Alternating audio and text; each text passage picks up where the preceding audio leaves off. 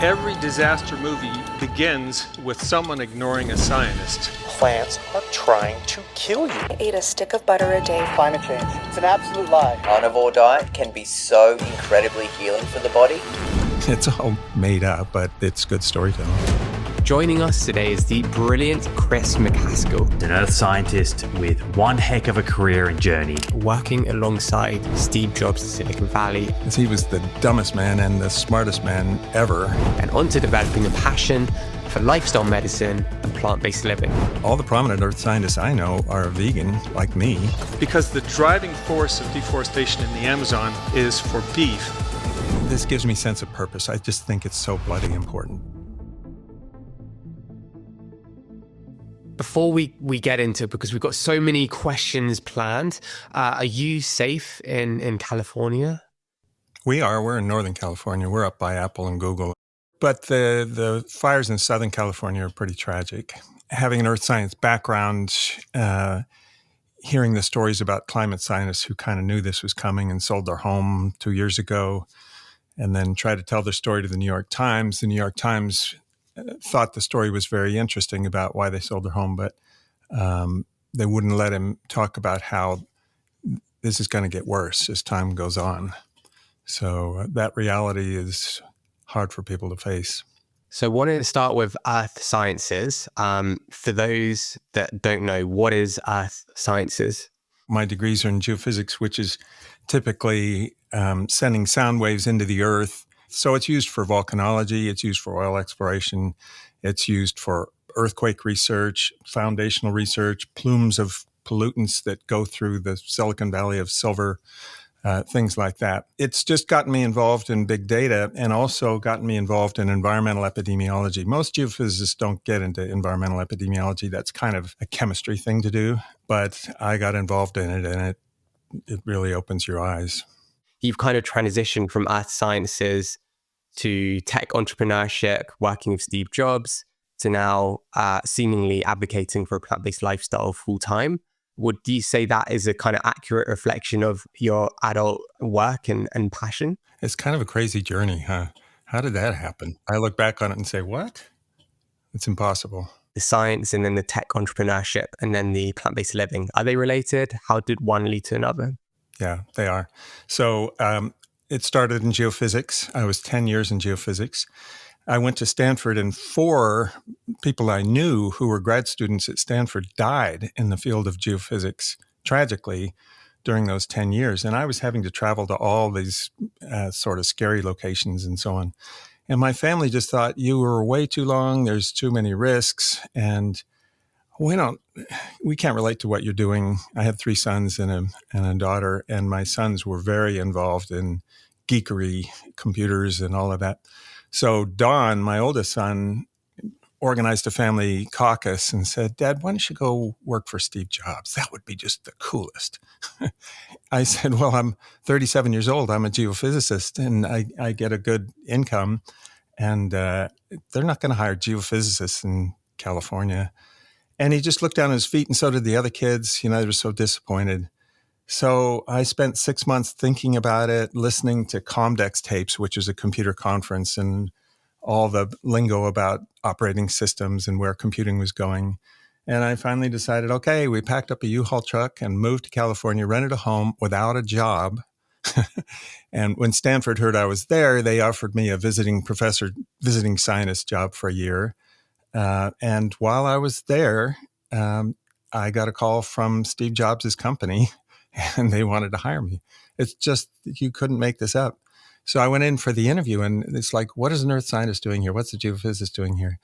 But the thing is that Steve hired people who had all kinds of backgrounds. Joanna Hoffman, dear friend, was product manager of the Macintosh. She had a PhD in Middle East archaeology. Bill Atkinson, a dear friend, has a PhD in neurology, and he wrote most of the code for the Macintosh, 70% of the original Macintosh. Joanna was the product manager for the original Macintosh. I was just with them 2 days ago. We were having a big reunion. They're just brilliant people, and Steve loved to have people with different backgrounds. And my background had to do with big data, and the computer that we were developing, the operating system we were developing, was revolutionary because it could support multiprocessors, and you could gang the computers together to work in parallel, like Google's data center does, to solve big data problems. And so that's the way I saw it, and they liked that point of view.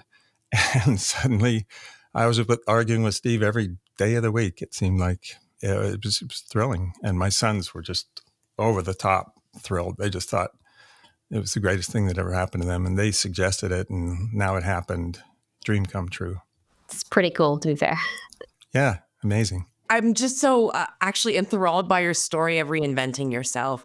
And I don't mean to kind of jump in back to that, but I think that's a source of inspiration for many people. How do we let them know that this isn't the end all be all? You know, when I got accepted to Stanford for grad school, my advisor was the dean of earth sciences, and he was the most famous person ever in geophysics, most accomplished, because he figured out continental drift, and he wrote the geologic timescale and so on. And I was terrified of him in the beginning. I was so nervous to meet him. Couldn't understand why he would accept me. Imposter syndrome all over the place. But the Stanford Daily had an article about him getting poor reviews on his teachings. And so eventually he asked me to be a TA and help him teach his courses. And then I asked him about those poor reviews and did they bother him and how he felt about it. And he said, well, the way to get good reviews is to teach practical things in an entertaining way that people can feel like they can use in their life right away. We don't do that. We teach long-lasting principles that you'll remember in 20 years and will affect you the rest of your life. And I thought, well, kind of a lame response. And so when I was teaching, I still didn't get it. When I was teaching, I was much more popular than Alan was. And I taught the way the students wanted me to teach, which was to be funny and entertaining and give practical, this is what's going to happen when you graduate and you go into industry kind of things. And now it's been, I graduated in 1980, so it's been 44 years, and I cannot forget those things that Alan taught that were timeless, that I've carried with me all my life.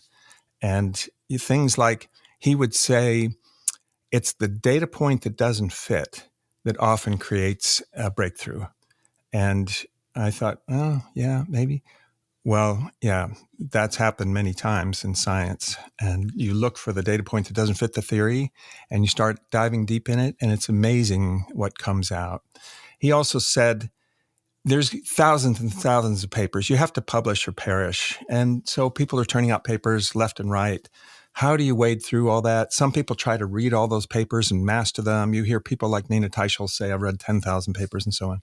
You don't do that. You find the landmark papers, the papers that really move the needle, and you get to know them thoroughly. That education, then it's a way of thinking, then can follow you from field to field. And it was immensely valuable for me in my debates with Steve Jobs, because he was the dumbest man and the smartest man ever, all rolled up into one, and you couldn't tell when he was being dumb and when he was being smart. I have examples on that if you want to know. Actually, I do. I think we should dive right straight into that question. So there were 7 billion people on God's earth at the time I was working for Steve, and there was only one Steve. He was amazing. He was just obsessed with design. That was his real strength, typography and design and making things look beautiful for consumers. And he really cared about consumers. He didn't care about data centers and making servers and all that kind of stuff. And so I worked at Next for a long time on that computer, which we made black and magnesium because of his design things. And but then I left because that founding team of the Macintosh, those 3 people, Andy Hertzfeld, Joanna Hoffman, and Bill Atkinson, they started a new company, and they had this secret idea.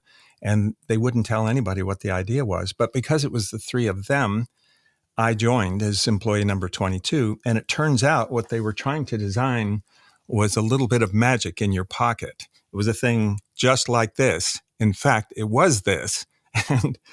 And it was a personal communicator. You could send postcards. It could do your calendar. It could do, all kinds of things. It was revolutionary. No one had ever heard of something like that before. This was in 1992. And So we worked on it and worked on it and worked on it. And eventually we invited Steve over in the lobby. And it was me and Joanna and Bill and Andy presenting him our device that we had made, which was a precursor to the iPhone, and him taking it to play with it for 2 weeks because he really did use products. He got them in his bones. And he got so annoyed with things. Any little annoying feature would bother him until we had to smooth out the corners and, make it a lot better. That's why Apple products are so great. And I had a revolutionary application. We made it so it ran applications. And my revolutionary application, if you can imagine this, was a mapping application where you could see on your device maps and insert an address, and it would give you turn-by-turn instructions. Who'd ever heard of that? You could take that driving and you would know how to navigate. And Steve said, no, I want my device to have all the applications built in when I buy it. I don't want to have any third-party. No, but Steve, there's a little card you can just plug in there and it'll run your application. And developers are coming up with all kinds of ideas. It's an app store kind of thing. You really, it's the world's greatest idea. You got to do this. Nope, not taking the card, not running any third-party apps. I just want to use what's built into the device. And if I make a device, it's going to be just what's built in. And it's like, oh my God, he could be so dumb. Everyone could see how powerful apps are, but not Steve. So when he came out with the iPhone 1, no apps, because that was Steve. And it wasn't until iPhone 1 sales stalled that my friends talked him into doing an app store, and the iPhone 2 had an app store. But on the other hand, he had this crazy idea to do stores, physical retail stores. It was insane. Nobody thought that was a good idea. He couldn't get the board on, he couldn't get anybody. And I fought with him about it because I just said, oh, retailing is hard and it's expensive and you want to put these stores in fancy places. And no, Steve, this isn't going to work. But finally, the board gave him permission to put one in Tyson's Corner, Virginia, hidden away to see if it would work. It changed the world of retail. He could see things no one else could see, but he couldn't see the obvious. I don't know why that was, and you couldn't tell when he could see what you couldn't see, and he couldn't see what you could see. It was just really hard to argue with him about that stuff. It sounds infuriating in some ways. Yeah, but it was the most high energy time in my life, the best years of my life, although he worked you to death, just to the bone. I was kind of thinking, like, what made you move away from that then? What made you move away from tech and in towards like what you're doing now? Because obviously we're all vegan, plant-based. It seems like a huge leap. How did that happen?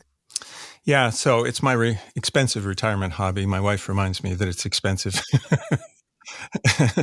I don't accept donations or freebies or, sponsorships or anything like that. And it was just supposed to be a retirement hobby. And here was the idea.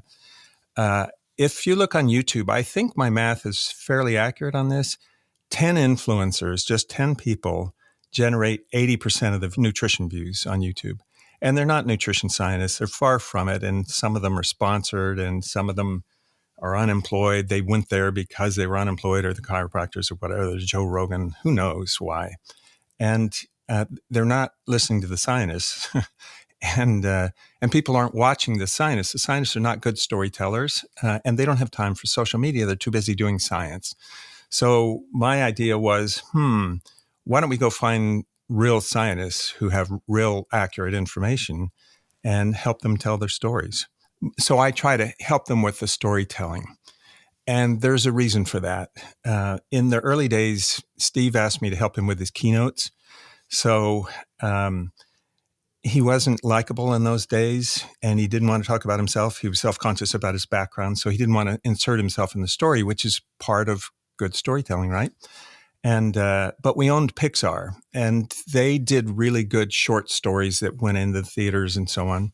And they leaned on us about Steve. They gave us some good advice about Steve, and he had to have some sense of humor. He had to be personal. He had to include himself in the story, smile and all that. And they told us a lot of things like, you have to make people happy and then sad and happy and sad. You have to keep their emotions swinging. And they're not going to remember what you said. They're going to remember how you made them feel.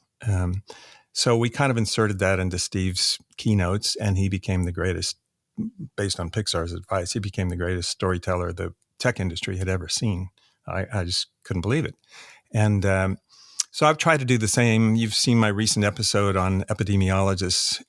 They're very technical people who talk about big data and everything. And I can't just sit there and interview them and publish that and have anybody watch it. I have to insert my own narration, include clips from, influencers and so on. And the influencers, they're good storytellers. They know how to tell these stories, and they know the themes like, oh, scientists got it all wrong, and you can eat all the meat you want. It's good for you. It's all made up, but it's good storytelling.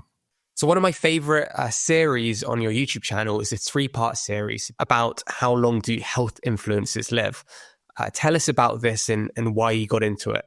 I just wanted to see how long health influencers lived and find out what the question was. And as you see, all the centenarians, the ones, way up there who are vital in their 90s or beyond, they eat plant-dominant diets. They maybe eat a little bit of meat, a little bit of beef. Dr. Denmark lived to 114, and she ate 2 ounces of red meat every third day or something like that. They eat a little bit of fish, but it's plant-dominant. I didn't know that would be the case. I wasn't sure. I did know that the healthiest diets seem to be developed in previous centuries. And the Mediterranean diet, the Asian diet, vegetarian diet, they've been around for thousands of years, and people have refined them and refined them and refined them. And they all have one thing in common, a variety of foods. They didn't know why a variety of foods helped them with their health, but a broad variety of plants really helped. Well, it was because it staved off beriberi and pellagra and scurvy, these diseases. We didn't know what the causes were because we didn't know about vitamins and things like that. So they were all very healthy, but vegan diet, I didn't know, whether it's healthier than pescatarian or not. What I did know is that earth scientists like me, we're all freaking out about, where the world is going because we see what no one else seems to want to hear about. And all the prominent earth scientists I know are vegan like me, because of all the things, the water use, the land use, the methane and everything else that cows produce, the pollution, the pathogens, the antibiotic resistance, pandemics. But we didn't know that it was the healthiest. And I think everybody in that community of earth scientists, they're not nutrition scientists. Are the carnivores right? Are we going to be deficient in all these different things? What are our arms going to go away because we don't get enough protein? Are we going to die of B12 deficiency? What's going to happen? That story came out to be exactly what the School of Medicine at Stanford teaches, which is make your plate 70% whole plant foods. More is better, all the way up to 100%. Have you ever got any pushback from the kind of low carb health influencers that have watched those videos? Sometimes they say, I appeal to authority. That seems to be the most common thing. Appealing to authority to me means somebody's position, somebody's head of the World Heart Federation or something like that. So you quote them because if they're head of, they must be right. But I think of it as I appeal to expertise in science. I don't mention their positions. That last episode with Didi Tobias, I didn't even mention that she's on the Dietary Guidelines Committee. I didn't mention what her role is at Harvard, just that she's a nutritional epidemiologist. But yeah, she's got a lot of knowledge. So it's appeal to expertise in science. So I want to make a prediction, right? I reckon there's 4 of us here. I've probably read between 0 to 20 books on nutrition. Yeah. I'm guessing Sarah's probably maybe the same. Shabnam, maybe you're in the upper range, maybe 15 to 30. And I reckon probably more because my master's degree was in clinical exercise physiology and nutrition. So it's more. Well, yeah. Sorry. Probably about like anywhere between 35 to 50 that I enjoyed. Chris, I reckon 100 to 300. Probably. I've got them scattered all around my desk here. I get interested in some of the older ones, like Carlton Frederick's low-carb diet. So I think this book came out in 1965, and it was a family favorite because my father was low-carb, and he raised us eating steak and all that when I was a teenager. So I like these old books. My wife gave a TEDx talk recently that I wrote for her about what the history of nutrition teaches us today. There's a lot of stuff we've forgotten from the history of nutrition that is so relevant to today, and somehow it got lost in, previous centuries. We got obsessed with protein and fat and carbs, biochemical terms that consumers don't understand. The industry loves to confuse us with those terms. I love that you talk about that, how we got so obsessed with macronutrition versus micronutrition, the elements of vitamins and minerals and the things that really quantifiably help us effectively perform and impact our longevity. How do you, as an expert, combat this in media, who is media-sized and publicized all of this anecdotal evidence over clinical empirical evidence time and time again? How do we fight this in a way that is effective, that we don't turn off the masses that we're trying to turn on? It's a very good question, because the Cattlemen's Association, for example, is very proud of, what is it, their $8 million annual budget that they provide just for influencers. They have an MBA program. They've had more than 2,000 people go through there. It's free tuition, but you have to apply for admission. Masters of Beef Advocacy, they call it. And we never know who, where that $8 million is going, which influencers are getting that money. It's all under the table, behind the scenes, and so on.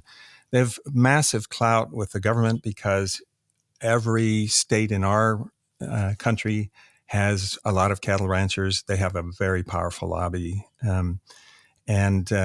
So, it's a difficult battle to fight. We heard about this 100-year-old nutrition professor who lives in Sacramento, and he's on a solo world tour. He drives to the airport and carries his own bags and goes to Madagascar and Guam and Slovenia and everywhere else and speaks. And he speaks to standing ovations. He's vegetarian. He's been vegetarian from birth. His parents were Adventists, so they raised him vegetarian. He's never had a piece of meat in his mouth in 100 years.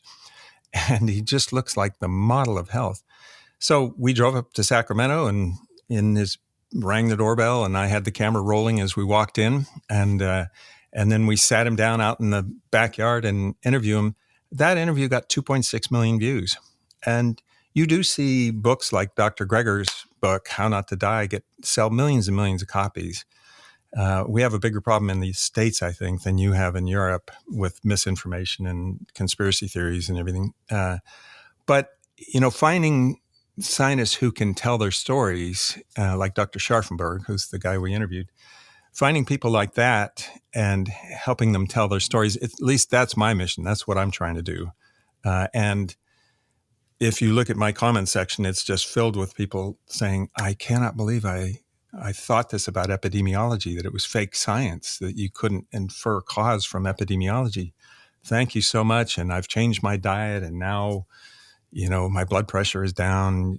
All the inspirational stories in the comment section are wonderful. And I verify those stories. I don't want them to just be internet anecdotes. So I call a lot of these people and have a chat with them about, now how did this work? And, what was your problem with the keto diet? Oh, you got a lot of plaque. Oh, you had a stroke. Oh, you had stents, and how's it working out now? Or have you had another CT angiogram? Do you see any blockage sort of opening up? And I get them to document it, so it's not just an internet anecdote. And I'm going to interview a few of those. Do you think we can say that a plant-based diet reverses heart disease? What do you think about that debate online? I don't know if you've been following it. I think it came up in kind of 2021, 2022, where certain people were saying there isn't the evidence to make that claim, and then other people were saying there is. What's your take? Well, so I don't like anecdotes, and I'm going to tell one here. One of the things that got me into this was my father died of a heart attack when he was 70, and so did my sister. And they had been degrading for a long time, gout and high blood pressure and all those things. And they were fully low carb, or at least my dad was. And then when I got to be 42, I had to have a life insurance exam for a company I was working at. And they did a carotid ultrasound test and said, well, you have moderate atherosclerosis. And you're going to have to pay higher insurance rates and all that. And your health is not that great. And I thought, I was exercising and everything I thought. I wasn't overweight. So that's when I really began to research a little bit and came across Caldwell Esselstyn's work and decided, well, at least maybe I can stop it. Maybe a little bit of reversal. He made some pretty bold claims about heart disease is a paper tiger and need never exist. And if it does exist, need never reoccur. So that was good storytelling, good marketing, and it drew me in. I just had a CT angiogram last year after being vegan all these years, a whole plant. And the cardiologist said, there's not many cases of reversal, but you have very mild atherosclerosis now. So I think with a really good whole plant diet, you have the best chance of reversing, preventing. But I do know a couple of people who are on Caldwell Esselstyn's diet, and they have to go in for bypasses, and they're pretty diligent. I know a whole lot more, and the epidemiologist says, you eat a lot of saturated fat and red meat and all those things, and the incidence is much higher. I just don't know that I completely believe Dr. Esselstyn's thing that it cures everybody and there are no exceptions. My opinion is you better stay diligent. It's like Will Bolsowitz saying you can still get colon cancer if you're whole plant based, just at a much lower rate. Your risk is much lower. I love that you talk about that because I think there's no 100% guarantee in science ever. We never say that this is 100% proven. We always talk about there being a confidence interval. And I think you hit the nail on the head. It's about risk mitigation. There is a potential for us to see all these other epigenetic factors that contribute to us living a healthier life over time.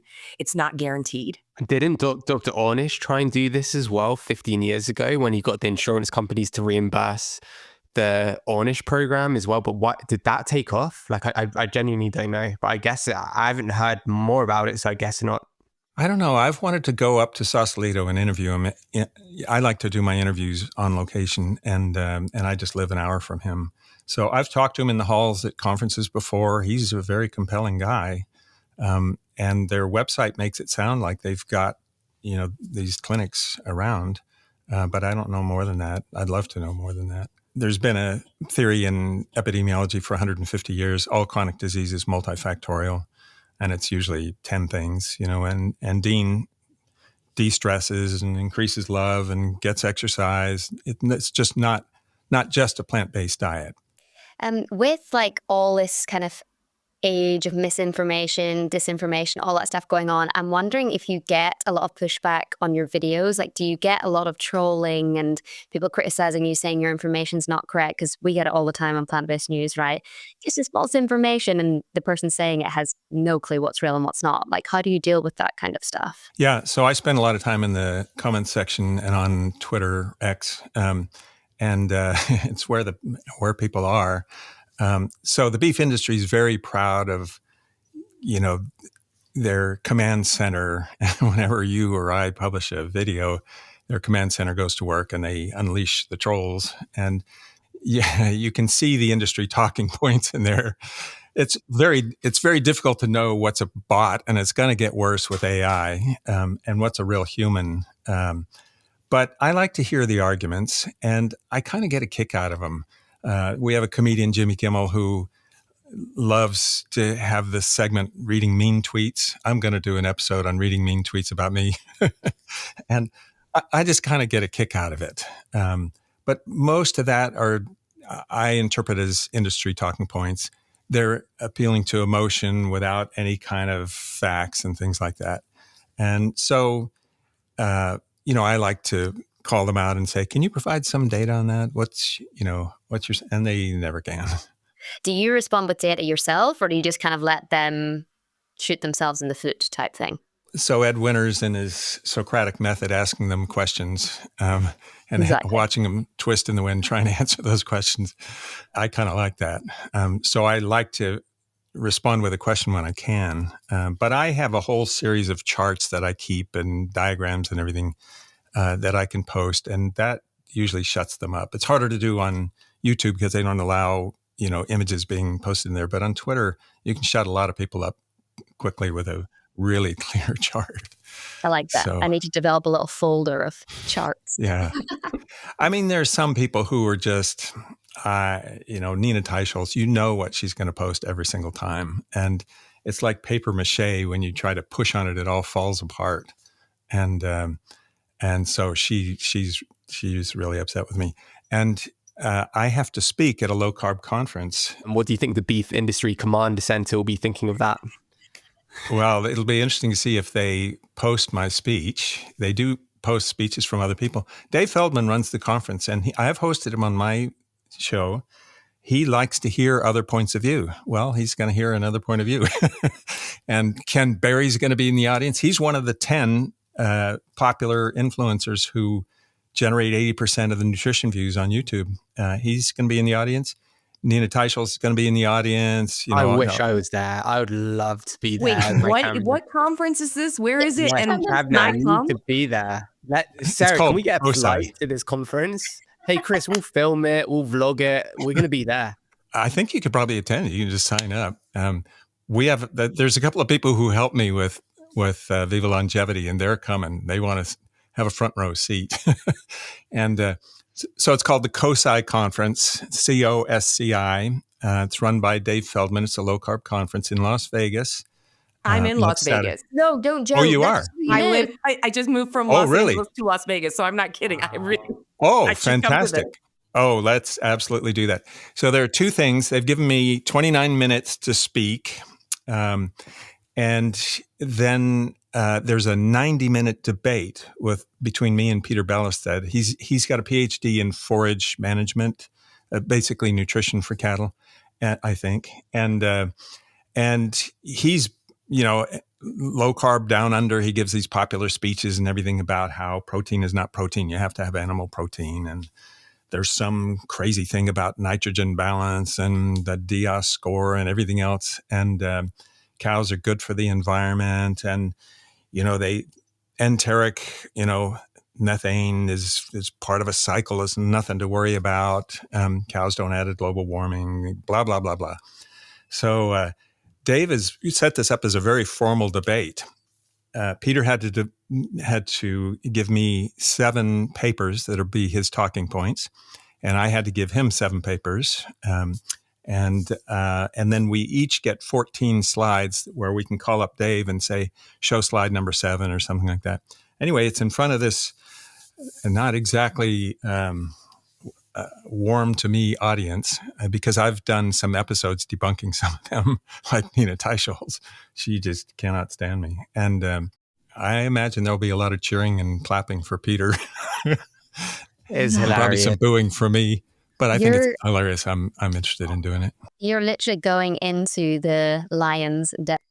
Yeah. I feel like, Chris, you come across as really chilled out, thoughtful, this kind of, I don't know, just very calm person. But I just get the sense you're getting pumped up for this event. It's like a boxing match or something. You're ready to go. I'm excited about it.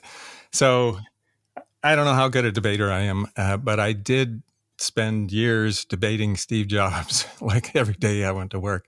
We'll see if I'm any good at this. I'm so very excited. And I think the biggest thing that I'm excited to learn from you is how to engage with aggressive stakeholders, because I think that's where we can make most of our impacts, right? I'm not sure if you know my background. I'm the academic director for Greener by Default. We're a nonprofit that brings plant-based foods to institutions. And so our crux is we just don't deal with aggressive stakeholders. If there's somebody in a leadership position that is just anti-whole food plant-based, maybe this is just an account we don't work with. But I feel like these are the people that we probably should be hitting and meeting to start instilling changes. So I'm so excited to hear what you have to say. We'll see if it gets personal. I'm not going to let it get personal with me, and I kind of get entertained by that. In one of your recent videos, you talked about Nina and one of the messaging parallels of her in the oil or fossil fuel industry from a couple of decades ago. Can you just describe to our audience who she is and what that was? Yeah, so she's very unhappy about this, so I have to watch what I say. But when I was in earth sciences, we had made so much progress, and I say we, I was on the sidelines for most of this. I was a teenager. But when we passed the Clean Air Act and the Clean Water Act, those were revolutionary. We're breathing the cleanest air man has ever breathed right now because of the Clean Air Act. And it was before the resistance really built. The companies figured out how to, to respond with their playbooks that the tobacco industry used. But now it's across all industries. It doesn't matter if it's climate science, that would be ExxonMobil and the Koch brothers who have a lot of coal assets. It could be chemicals like DuPont. When there's chemical dumping and spilling, you have to get them to stop, and they're going to unleash the terror on you and try to discredit all your science and everything else. Pesticides, Monsanto wears the brass knuckles that the Cattlemen's Association wears. But the thing is, with all of these companies, with the Koch brothers who are really masters at it, they start these different front groups, and they have these idealistic names, the CO2, coalition for a greener earth and all that. But what they really are is a group of PR people who just spend their time coming up with talking points and going onto the media and telling stories about how CO2 is good for the earth because it makes the plants greener and all that. So the plants are really happy as you increase CO2. And it's really hard to unravel these front groups. Their funding is so hidden and everything. But you get to know certain lines that they use, the same talking points. It's the same movie as the Cattlemen's Association is directing in beef, as in climate science. It's just different actors or chemicals or, name the industry that is in trouble, and they're using the same playbook. I thought with Nina's nonprofit that was funded by a sort of shadowy philanthropist from Texas who was at Enron and made his billions there. What is his interest? And does he have a big interest in the cattle trade or what is it? And she got, by public record, she gets paid $150,000 or did get paid $150,000 for it. And she was seen in the East Wing of the White House, and you see her in films. She's going to be hate watching this, by the way. And you see her in films pressing the Dietary Guidelines Committee. Hi, Nina. So I called that lobbying, and she takes issue with that because I use the dictionary definition of lobbying, not the legal definition of you have to be a registered lobbyist. Lobbying, the dictionary definition and popular usage is you're, pressing the government to change the dietary guidelines to favor saturated fat and, high meat consumption and things like that. That to me is lobbying, but to her, she takes great issue on it. So whenever you see someone who just will not change their position, they're clearly making things up, isolating key scientists and making things up. For example, I've asked her to tell TEDx to remove this talk. She gave a talk on Ansel Keys, great scientist who popularized the Mediterranean diet, which has stood the test of time for 70 years and is key to most dietary guidelines around the world. But she isolated Ansel Keys, the giant, the people that everyone knows, and made up things about him and won't retract that talk, and it's like, I don't know.